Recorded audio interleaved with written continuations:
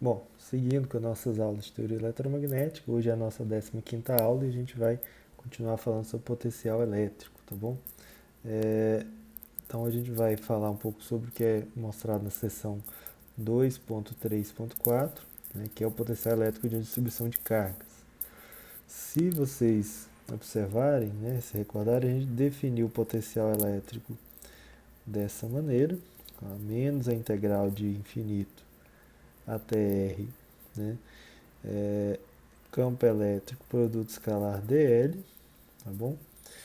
E nós observamos, né, para o caso de uma carga pontual na origem, localizada na origem, a gente obteve o seguinte resultado, que o potencial elétrico, ele dá 1 sobre 4 π ε0 carga sobre R.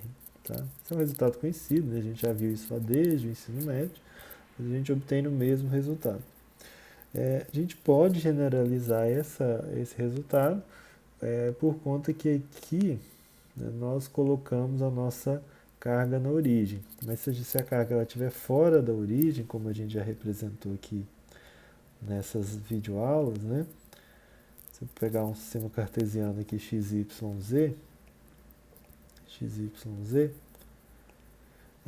se eu tiver uma carga nesse ponto aqui, por exemplo aqui, uma carga Q aqui, e eu quiser saber o potencial nesse ponto P, né, a gente já definiu que o vetor que liga a origem até o ponto P, ele é esse R.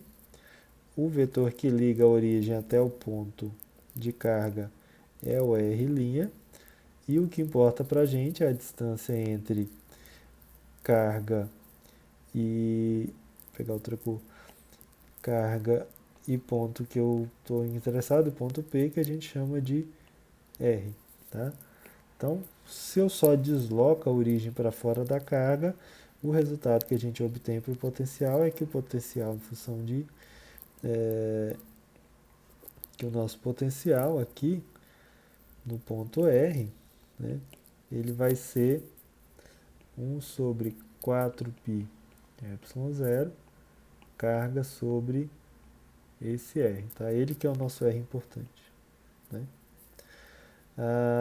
Se eu tiver várias cargas, se essa daqui for minha carga Q1 somente, mas eu tiver uma carga Q2, Q3, aqui, Q4, QI e por aí vai, né?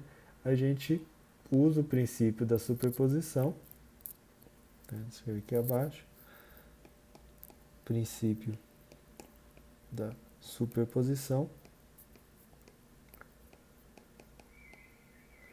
e escreve o potencial resultante como sendo a soma do efeito de cada uma dessas cargas. Tá? Então o potencial vai ser 1 sobre 4π ε0. Eu escrevo aqui o somatório. Se eu tenho várias cargas I, vai ser de 1 até N, se eu tenho N cargas, né? Da carga I, que elas podem ser diferentes, dividido pelo RI. Tá? Então, aqui, se eu tenho várias cargas pontuais. Da mesma forma, se eu tiver não uma carga pontual, né, nesse meu sistema aqui de coordenadas, mas se eu tiver, por exemplo, uma distribuição, tá, eu posso encontrar o potencial elétrico nesse ponto P aqui, que eu estou desenhando, né, fazendo a soma de cada uma das contribuições de cada um desses pedacinhos. Tá?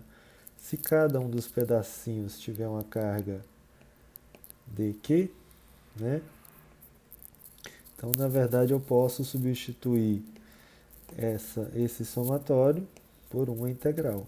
Né? Então o potencial em R vai ser 1 sobre 4π ε0. Vai ter uma soma, né, de dq sobre R. Tá certo? Então, olha só.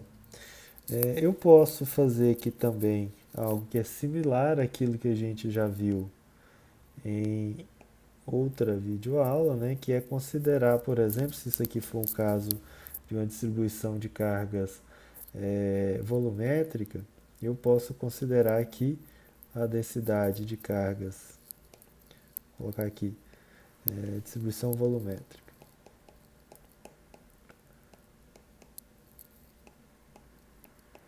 Quer dizer, eu tenho as cargas distribuídas em um volume, né? Então, o que eu posso escrever? Que a densidade de cargas é a quantidade de carga sobre o volume, né? Lembrando que o volume aqui na verdade não é dV, para não confundir com potencial, é detal, né? Bota um linha aqui porque ele depende de um R', tá? Tem um R' aqui assim, né? Tá, ok? Então, desse ponto aqui eu posso escrever que dQ é igual a densidade de cargas, tá? Que depende do R', né? De tal linha, tá bom? Então, na nossa sequência, a gente pode escrever que o potencial no ponto R, ele vai depender de 1 sobre 4πε0, integral, onde tem esse dq, eu substituo por ρ de tal, então fica ρ, que depende do R', de tal linha sobre o R, tá bom? Então, isso aqui para o caso volumétrico, né? Para o caso, uma distribuição na área, né? Então, vou colocar aqui uma distribuição superficial, o que a gente vai ter? A gente teria sistema de coordenadas, x, y, z. Eu teria a carga distribuída aqui numa folha, né? Ela está carregada. Teria diversos pedacinhos dela aqui, com uma carga dq, né? E a densidade de cargas dela, se for sigma, esse sigma vai ser dq sobre dA, tá bom? Então, olha só, como essa área aqui é a área que tem a carga, né, ela não depende do R, o R só liga até um ponto P, que estaria aqui, por exemplo, né? Então eu boto um linha aqui, tá? Então esse dq seria sigma, que depende de um R', que eu não botei antes, mas posso botar, dA', tá?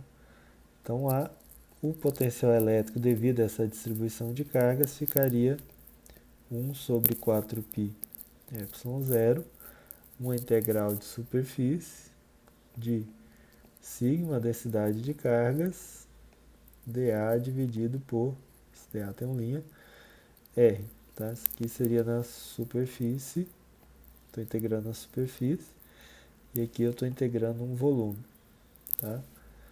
Então esse aqui é o segundo caso. E o outro caso que seria para uma distribuição linear, que seria algo similar ao que eu tento desenhar aqui agora. Tem um sistema de coordenadas, x, y, z. Aí eu tenho uma linha carregada aqui, né?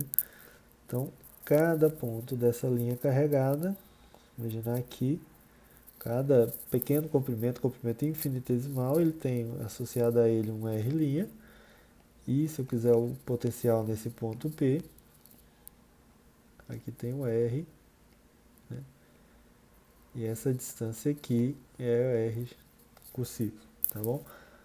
Então, o potencial aqui nesse caso, a gente tem que considerar que essa linha, se ela tiver uma densidade de cargas lambda, o dk esse lambda é a carga que tem nesse pedacinho aqui, seria um dq, dividido por esse tamanho aqui que eu posso chamar de um dl, por exemplo. Dq dl. Aí seria um dl' porque está associado à carga, tá?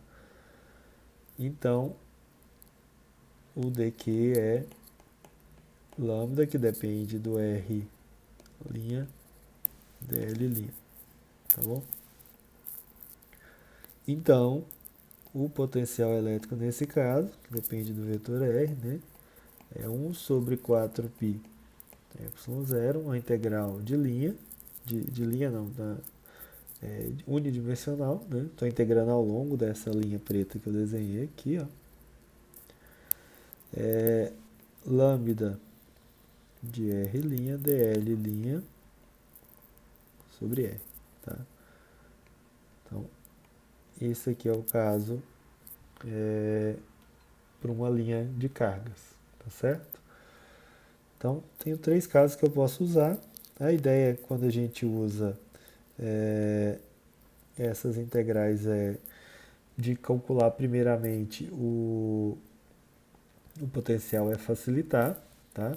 Em alguns casos, como a gente vai ver no próximo exemplo, é mais fácil primeiro calcular o campo elétrico e só depois calcular o potencial elétrico, como a gente já fez, tá bom?